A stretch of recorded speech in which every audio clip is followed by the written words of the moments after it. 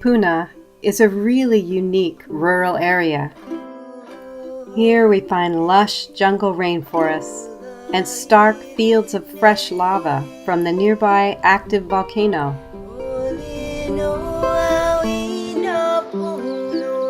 Here we find the only natural warm pools in the state and a coastline of rocky cliffs and black sand beaches.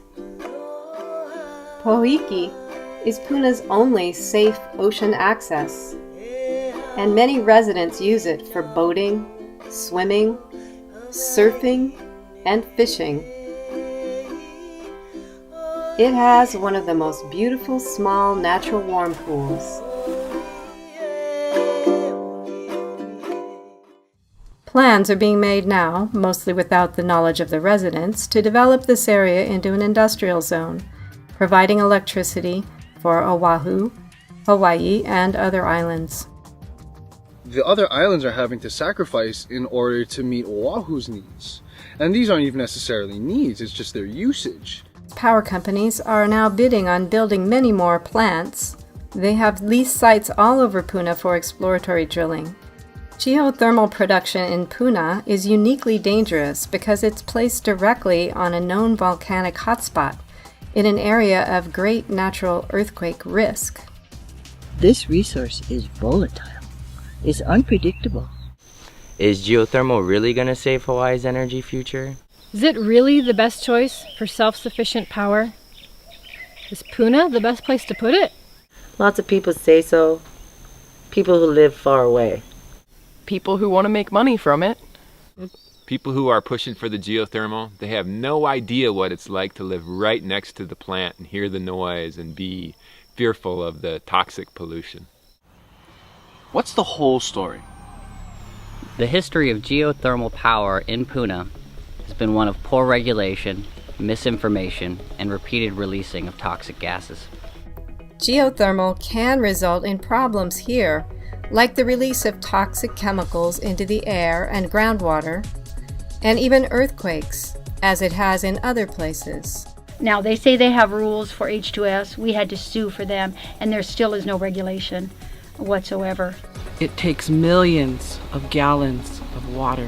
The whole east-west zone is loose rock, and this thing is guaranteed getting into the ocean. And the warm ponds, the only warm ponds in the whole island. What if the runoff negatively affects that? Not to mention, just the whole thought of drilling into the world's most active volcano. That's insane. When I moved here in 1984 and heard about geothermal energy, I thought it was great. I thought it was wonderful, clean, green, and renewable. We'd always have wonderful, clean energy here. And for 7 years, I believed that story, until they came to their house one day with gas masks on and told me I had to get out. I had to evacuate because the plant had blown up. Development of industry in any area causes more traffic on already crowded roads, higher taxes to pay for more roads, more noise, and light pollution. Over 30 years, Big Island customers have not seen their electric bills go down, even though it's 20% geothermal generated. Big Island electricity rates are over 20% higher than all other islands. It's an older technology that's going to be tied to the grid, so as grid costs rise, geothermal costs will rise. Aren't there cheaper ways of doing this, or more efficient uses of money, resources, materials? Is everyone being treated fairly, or are some people making money at the expense of others? The laws have been passed by the state that take away local control, including our right to sue for damages. Who controls and benefits from these developments? Hawaii County and state government collect royalties on the geothermal profits, totaling over $1 million per year. When choosing new projects, Hawaii Electric Company accepts bids from power companies before having any public hearings. Once bids are accepted and funds are awarded, it takes a lawsuit to stop the project. If the local people really wanted it, why would they need a process like this? Some of the projects being considered are up the hill from Pohoiki Bay and Park. Others include Opihikau, steam vents area. Pohoiki Road near Leilani Estates. Four Corners and Kapoho area. Proposals will be accepted by fall 2013. That means we need to act now. The beauty of this place is just indescribable. It can't be described, you have to experience it. And if it gets wrecked, it'll be gone forever. Since we already have unstable land, a delicate ecosystem, and a small populated land area, we need to carefully study the impacts of geothermal in Hawaii before developing more.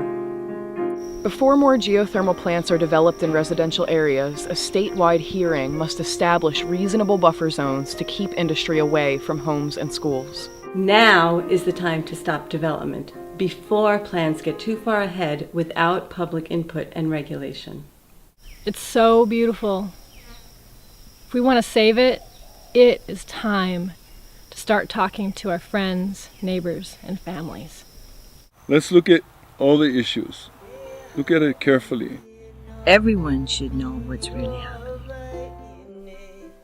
Puna Pono Alliance is one group working hard to establish safeguards, regulation, and oversight at the current geothermal plant.